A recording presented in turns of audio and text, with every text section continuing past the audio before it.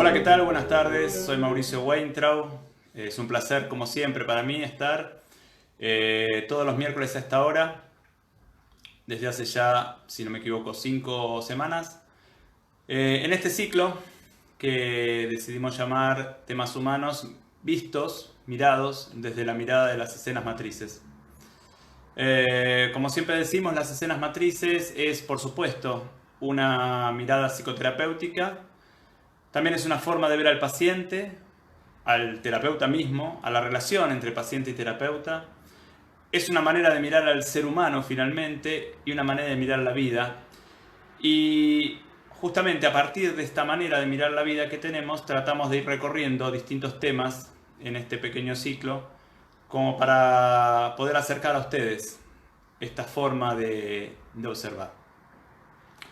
Como siempre les agradezco muchísimo todo lo que son mensajes, mails, comentarios, preguntas, todo lo que semana a semana por suerte nos acercan y que tiene que ver con lo que les va pasando a ustedes con estos encuentros y con estos temas que vamos tocando. Siempre por cada encuentro me gusta dedicar unos minutos a responder alguna pregunta que nos hayan acercado. Y hoy voy a hacerlo también tomando la pregunta que me acercaron 3 personas, Mónica, Claudia y María Angélica, de quien ya hemos comentado otras preguntas, que tiene que ver con el tema que vimos la semana pasada, es decir, con los padres. Allí hablábamos acerca de que los padres tenían un lugar no negociable, un lugar insustituible. Los padres son los primeros y los más cercanos en el vínculo con los hijos. Y entonces, tanto Mónica como Claudia como María Angélica me preguntan casi al unísono qué pasa con los padres adoptivos. Y entonces, aquí nosotros comentamos que los padres adoptivos son personas que se han hecho cargo de ese ser, de ese niño, y que en tanto personas que se han hecho cargo, queda en el sujeto un agradecimiento, yo diría, permanente, más allá de los cuestionamientos que después se puedan llevar a cabo, y que por supuesto ocupan un lugar muy cercano en el armado psíquico del niño que después va a ser el adulto. Sin embargo, ese lugar, por más cercano que es, nunca alcanza al lugar que tienen los padres. Y esto me parece muy importante, lo comentamos ya la semana pasada, pero también lo comentamos ahora. Me parece muy importante porque cuando uno pretende que el padre adoptivo ocupe el lugar del padre biológico, esto es iatrogénico para el sujeto, es decir, iatrogénico en el sentido que el sujeto no alcanza a conectar con un hueco, con un vacío que necesita, con el que necesita conectar para después poder llevar a cabo los movimientos sanadores para su vida adulta y cotidiana. Digo, por un lado es iatrogénico y casi diría injusto para el sujeto, pero también es injusto para los padres adoptivos, porque se les exige algo que no pueden dar. Digo, cuando los padres adoptivos, cuando se piensa que los padres adoptivos deben reemplazar a los padres biológicos, también se les exige algo que es imposible dar. Porque como decimos, los padres biológicos tienen un lugar de cercanía que no tienen los padres adoptivos, no tienen ninguna otra persona en la infancia del sujeto. Recordando que infancia nosotros lo tomamos desde el momento de la gestación hasta la adultez, es decir, hasta los 22 o 23 años. En este sentido me parece importante que si no hubo padres biológicos presentes por una u otra razón, como decíamos la semana pasada, el hueco quede abierto para que el sujeto después pueda abismarse en ese hueco y llevar a cabo los movimientos necesarios para sanar aquella ausencia y no pretender que esta ausencia sea llenada por otro ser, por ejemplo por los padres adoptivos. Bueno, comentada esta o respondida de alguna manera esta consulta que nos acercaba, nos vamos a meter ya ahora en lo que es el tema de hoy, un tema, por qué no decirlo, complejo, controvertido si se quiere, pero que está muy presente y muy en boga, sobre todo desde hace varios años, en lo que es algunas corrientes psicoterapéuticas. ¿Y qué es el tema del perdón? Digamos, el perdón como un tema fundamental y muchas veces el perdón como un movimiento, yo diría, inevitable o propuesto como inevitable para la sanación del sujeto. Así suele estar propuesto. Yo voy a comentar cuál es la mirada, mi mirada personal, que es la mirada de las escenas matrices, desde qué lugar nosotros trabajamos con el sujeto, con el paciente, cuando pensamos en el perdón. Lo primero que me interesa decir es que cuando hablamos de perdón, hablamos de una escena en donde hay tres elementos, o si quieren, dos personas y un elemento. Cuando hablamos de perdón, hablamos de un perdonador, hablamos de un perdonado y hablamos de un hecho, un suceso, una acción que el perdonado llevó a cabo y que dañó en algún momento a quien hoy se propone perdonar, a quien hoy se propone como perdonador. Estos tres elementos me parece importante diferenciarlos y comprenderlos, porque nos vamos a meter, brevemente, pero nos vamos a meter en qué es lo que nos proponemos a nosotros cuando nos proponemos perdonar a alguien, o si quieren, qué es lo que le proponemos, qué es lo que en realidad le estamos proponiendo a nuestro paciente cuando le proponemos perdonar a alguien. Y antes de ingresar en ese terreno bastante complejo, como digo, debemos entender, o vamos a circunscribir esta charla, y ahora les voy a decir por qué, al hecho de perdonar a los padres por determinadas situaciones durante nuestra infancia.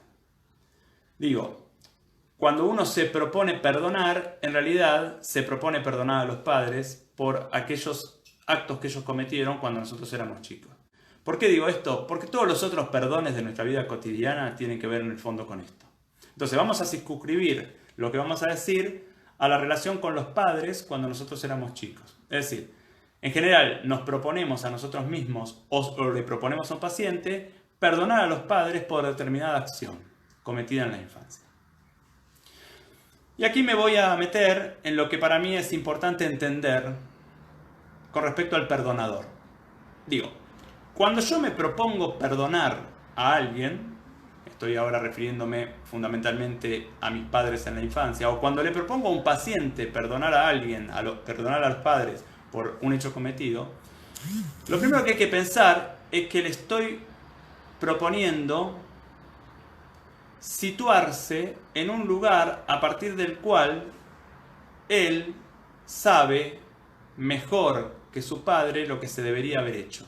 Digo, cuando yo me propongo perdonar a mi padre o a mi madre, inmediatamente necesito creer que yo sé mejor que él lo que se debería haber hecho en aquella circunstancia. En este sentido, no nos queda más que aceptar que cuando me propongo perdonar a mi padre o a mi madre por un hecho, y por lo tanto creo saber mejor que ellos lo que podrían haber hecho, lo que deberían haber hecho, soy una persona que está instalada en una soberbia. La soberbia del saber. Es decir, creo que sé más que mis padres lo que ellos deberían haber hecho. Y esta es la primera soberbia, por lo menos desde nuestra mirada, es la primera soberbia que se le propone al perdonador cuando se le propone ser perdonador. Es decir, cuando yo me propongo a mí ser perdonador o cuando le propongo a un paciente ser perdonador, inmediatamente le propongo que sea soberbio en esto. Soberbio en creer saber mejor que los padres lo que deberían haber hecho. Este es el primer ítem y les voy a proponer pensar en dos ítems más. El segundo ítem tiene que ver también con el primero, aunque no es exactamente así. Si nosotros vemos una escena, vemos la escena en donde el padre o la madre daña al nene y yo ahora estoy proponiéndome perdonar a esos padres que me dañaron, en ese punto en el que me dañaron, en esa instancia, en ese ítem en el que me dañaron y en donde yo creo que debería haber sido diferente y debería haber actuado diferente, me siento en este punto mejor persona que ellos. Digo, cuando yo digo, yo no actuaría así o yo no hubiera actuado así, en ese punto me siento mejor persona que ellos. Y esta sería la segunda soberbia del perdonador. La soberbia del ser. Es decir, no solamente creo saber cómo se debería haber actuado, sino también creo ser, aunque sea en ese punto mínimo, mejor persona que aquel ser a que estoy pensando en perdonar. Estos son 2 ítems y les propongo pensar en un tercer ítem. Y para eso les propongo pensar que en realidad cuando uno perdona a alguien, le devuelve a ese alguien un estadio anterior. Digo, yo estoy en un vínculo con alguien, este alguien hace algo que yo no puedo perdonar, entonces inmediatamente lo alejo de alguna manera o de otra de mí. Cuando yo me propongo perdonarlo, inmediatamente lo acerco otra vez a mí. O sea, lo que hago al perdonar es devolver un estadio anterior. Si yo soy jefe y mi empleado robó y yo lo descubro, probablemente lo eche. Si quizás después pienso en perdonarlo, probablemente recién ahí piense en devolverle su trabajo quizás, o si no devuelvo su trabajo, acercarlo más, por lo menos afectivamente a mí. Es decir, le estoy devolviendo un estadio anterior. Y este acto de devolver un estadio anterior necesariamente se da desde una situación, o mejor dicho, desde un lugar de poder superior hacia uno inferior. No puedo devolver un estadio desde un lugar inferior. Y esta es la tercera soberbia del perdonador. La soberbia del poder. Es decir, un perdonador, aquel que se piensa como perdonador, o uno mismo cuando se propone perdonar a alguien, siente que sabe más que el otro, lo que se debería hacer, que en ese punto es mejor persona porque no hubiera hecho eso, hubiera hecho otra cosa diferente, y que además tiene este poder de devolverle al otro un estadio perdido por haber cometido el acto por el cual lo estoy pensando en perdonar. A estos 3 ítems los llamamos la soberbia del perdonador. Ustedes me dirán, bueno, pero entonces que no hay que perdonar a nadie. Y yo diría, no perdonar es exactamente lo mismo. Porque para no perdonar, también yo tengo que creer que sé mejor que el otro lo que el otro tiene que hacer. También en ese punto tengo que sentirme mejor persona que el otro.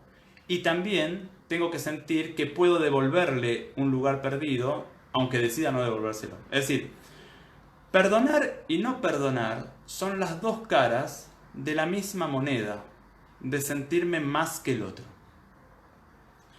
Y entonces acá uno empieza a pensar, cuando uno empieza a darse cuenta de lo que implica ser un perdonador, o por lo menos proponerme a mí o a algún paciente que sea un perdonador, cuando uno empieza a pensarlo y empieza a darse cuenta en el lugar en donde pienso ponerme cuando soy un perdonador, empiezo a pensar por qué me estoy proponiendo esto. Y entonces vamos a pensar que cada vez que yo me propongo a mí mismo perdonar a mis padres por un acto cometido en la infancia, en realidad lo que yo estoy viendo es una escena infantil en donde está mi padre o mi madre, es lo mismo, dañándome cuando yo era pequeño. Y cuando yo estoy viendo esto, estoy pensando en 2 personas. Estoy pensando en el padre o la madre y estoy pensando en mí cuando era pequeño. O sea, estoy pensando en mi papá y estoy pensando en mí pequeño. Y por supuesto, siempre para un hijo, lo mejor es estar cerca de los padres. Digo, el hijo pequeño, para un hijo pequeño, lo mejor es siempre estar lo más cerca posible de los padres. Y el acto de perdonar es un intento de acercamiento.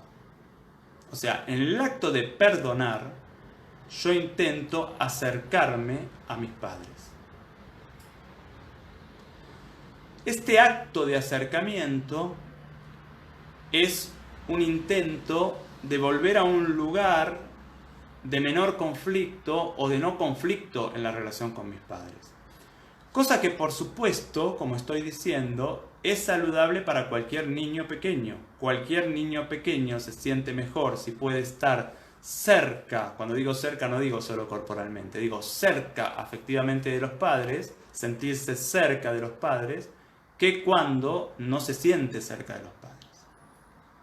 En este sentido, es comprensible la idea de que perdonar me llevará a un lugar de mayor bienestar y, en algún sentido, de mayor salud. Sin embargo, cuando uno se propone a sí mismo perdonar a los padres por los actos cometidos en la infancia o por un acto cometido en la infancia, o cuando le propongo a mi paciente esto, empiezan a aparecer algunos problemas. Primero, Porque el acto de acercamiento a los padres, o a quien sea, pero estamos poniéndolo en ese terreno, el acto de acercamiento a los padres no es un acto voluntario. Digo, yo no puedo sentirme más cerca de alguien solo porque decida hacerlo. Cuando yo decido sentirme más cerca de alguien, lo primero que hay que aceptar es que no me siento más cerca de alguien. Digo, yo solo decido sentirme más cerca de alguien cuando me siento lejos en algún punto. O cuando en ese punto en el que estoy intentando perdonarlo, me siento lejos. Entonces lo que empieza a pasar en mí cuando yo me propongo perdonar a mis padres es que empiezo a escindirme. Es decir, empiezo a dividirme a mí mismo. Hay una parte mía que no se siente cerca, justamente porque quizás está herida por la acción de mis padres que yo intento perdonar. Y hay otra parte mía que está proponiéndole a esta primera parte que se acerque cuando en realidad no se siente cerca. Esta división en mí mismo, es una división que muchas veces no concientizo, sobre todo si estoy demasiado identificado con la parte que dice que debería perdonar. Pero en esta división, lo que yo estoy intentando es volver a acercarme con esos padres y volver a sentir aquel primer amor que sentí por mis padres. Ahora, claro, lo que ocurre con aquel primer amor era que, como habíamos dicho la semana pasada y como dijimos cuando vimos emociones, ese primer amor es un amor infantil. ¿Qué significa un amor infantil? Es un amor que no incluye dos emociones básicas, que son la tristeza y el enojo. Es decir, cuando yo me propongo a mí perdonar, o cuando le propongo a un paciente perdonar, le propongo de una o de otra manera que excluya de sí dos emociones básicas que son la tristeza y el enojo. Sobre todo esta segunda. Ahora, ¿qué pasa? Pasa que cuando los padres no miramos de una manera profunda y saludable a nuestros hijos y llevamos a cabo acciones que los dañan, el hijo experimenta en primer lugar tristeza y en segundo lugar enojo. Es decir, que cuando yo me propongo a mí mismo o le propongo a un paciente que perdone a sus padres, lo que en el fondo le estoy proponiendo es que excluya estas dos emociones que él sintió cuando era niño. Que las puentee, o que, dicho en términos de John Welwood, que haga un bypass, que las pase por encima y que vuelva a sentir aquel amor infantil con respecto a sus padres. En este movimiento, lo que suele ocurrir en general es que uno va quedando cada vez más escindido, sobre todo si se identifica con la parte que dice que hay que perdonar como movimiento necesario para el mayor bienestar y para la mayor salud. Cuanto más me identifico con esta parte que dice que hay que perdonar, más separada queda de mí, o mejor dicho, más oculta queda de mí, en mí, la parte que está enojada y está triste por el trato recibido. Desde las escenas matrices no pensamos en estos términos. ¿Por qué? Fundamentalmente, por muchas cosas, pero fundamentalmente por lo siguiente. Cuando nosotros miramos una escena infantil, o le proponemos a mi paciente que mire una escena infantil, y nosotros vemos a un padre o una madre que está llevando a cabo una acción que daña al niño que fui, o al niño que mi paciente fue, nosotros no vemos dos personas. Desde las escenas matrices vemos tres personas.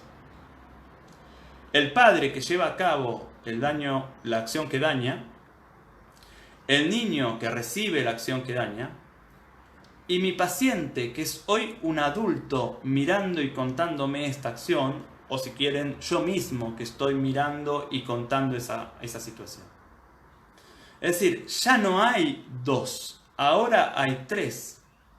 Ahora hay un padre o una madre, un niño que el paciente fue, y un paciente adulto hoy mirando esa acción. Cuando yo le propongo a mi paciente o me propongo a mí perdonar, lo pienso como niño, porque pienso que lo mejor para él es estar cerca de sus padres. Pero desde las escenas matrices no pensamos al paciente como niño, ni me pienso yo como niño. Desde las escenas matrices pensamos al paciente como adulto.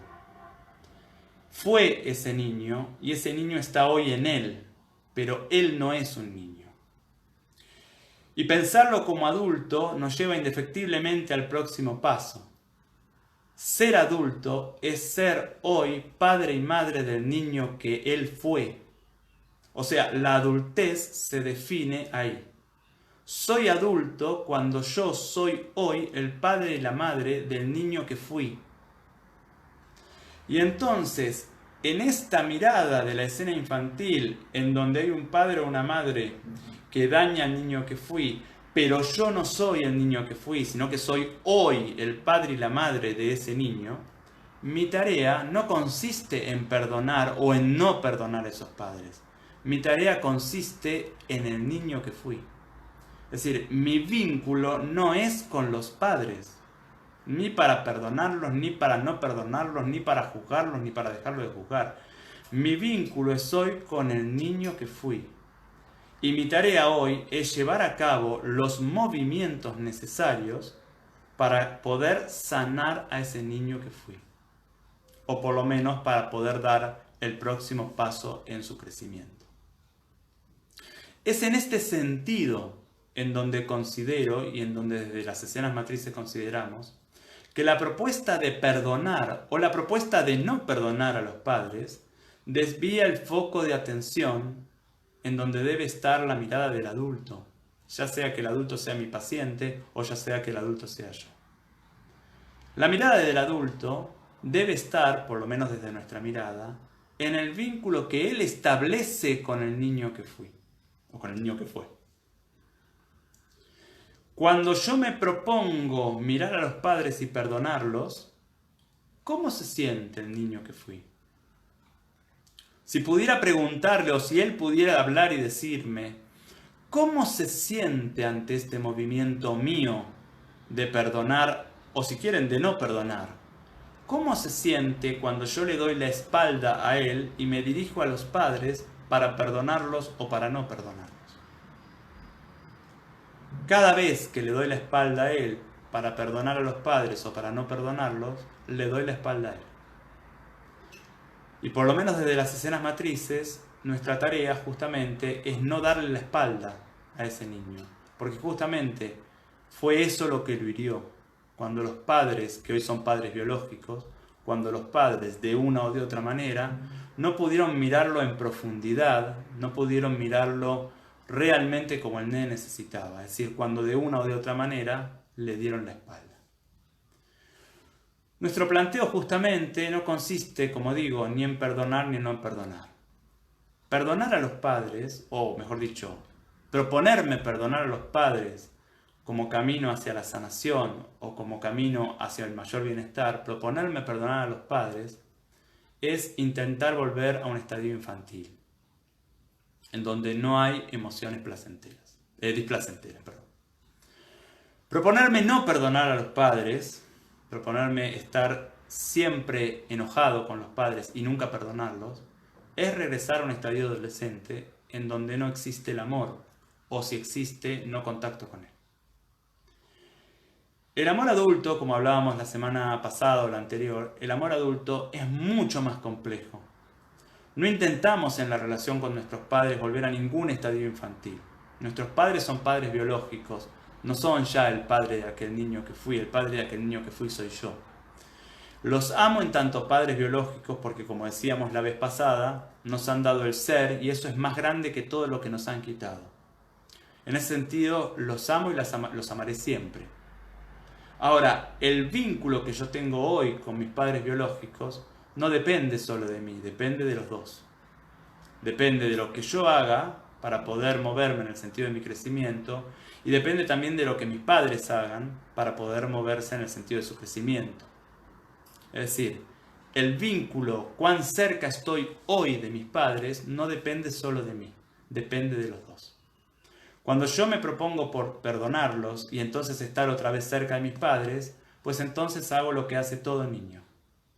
Creo que el vínculo depende solo de mí y trato de hacer cualquier cosa para estar cerca de mis padres. porque pienso a mis padres biológicos como padres. Mis padres biológicos son solo mis padres biológicos. Yo no soy ya hijo, yo soy padre del niño que fui, y esa es mi tarea. Mi tarea es ayudarlo a él a dar el próximo paso en su crecimiento.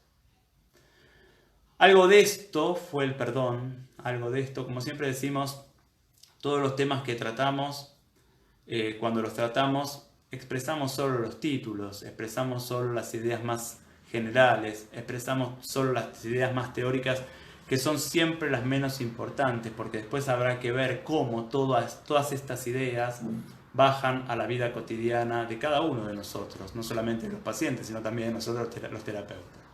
Es decir, cuando nosotros charlamos en estos encuentros, solo damos los conceptos teóricos, como para que, bueno, después todos podamos quedarnos pensando y ver en qué estamos de acuerdo, en qué no estamos de acuerdo, y cómo podemos darle una vuelta más para poder mejorar nuestra realidad cotidiana, sentirnos un poquito mejor, ser cada vez más amorosos con nosotros mismos y consecuentemente con los demás. En este sentido, esto ha sido el perdón, o esto ha sido la charla de hoy del perdón. Yo los invito, como siempre, a enviarnos todo tipo de mensajes, todo tipo de mails, todo tipo de comentarios. Como siempre digo, son excelentemente bienvenidos, nos hacen pensar, reflexionar, nos hacen pensar en temas que no habíamos pensado, nos hacen darle vueltas a los temas que quizás no nos habíamos dado cuenta. Y los invito, por supuesto, a acercarse a Habitarnos en esta época de cuarentena a través del mail, por supuesto, o a través de Facebook, o a través de Instagram, o suscribiéndose a nuestro canal de YouTube, que es Habitar Espacio Nos, o sea, habitar un espacio y después nos, sin los paréntesis, sin guión bajo, sin guión del medio, sin nada. Se los digo porque hay otro canal de YouTube que tiene los paréntesis, en donde van a encontrar mucho menos videos de los que tenemos en el canal que les estoy diciendo. Entonces pueden suscribirse a Habitar Espacio Nos, y ahí van a encontrar los videos de todas las charlas que estamos haciendo.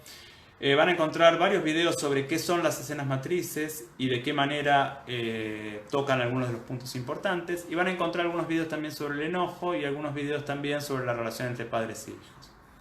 Por supuesto, pueden acercarse también para consultar o iniciar algún proceso de terapia individual o terapia grupal, para acercarse a la formación en escenas matrices en la modalidad online, porque la presencial está en pleno curso y hasta septiembre-octubre no va a haber una nueva inscripción. La presencial, que por supuesto hacemos a través de Zoom también, pero bueno, es la presencial. O pueden acercarse también para consultarnos sobre supervisión para profesionales, y cuando volvamos a la vida normal, que esperemos sea pronto, a los talleres de escenas matrices y a los talleres para padres y madres. También les comento muy brevemente sobre la actividad que estamos iniciando ahora, que son los 5 seminarios sobre escenas matrices. En cada uno de los seminarios trabajaremos un tema en particular. Será uno por mes a partir de julio. El primero es el 10 de julio y allí hablaremos sobre cómo detectar hoy al nene o a la nena que fui. O sea, cómo se nos manifiesta hoy para poder aprender a escucharlo. Serán 3 horas el 10 de julio, viernes 10 de julio, en el horario de las 9 a las 12 en la República Argentina. Será a través de Zoom, o sea que está abierto a cualquier persona hispanoparlante de cualquier lugar del mundo.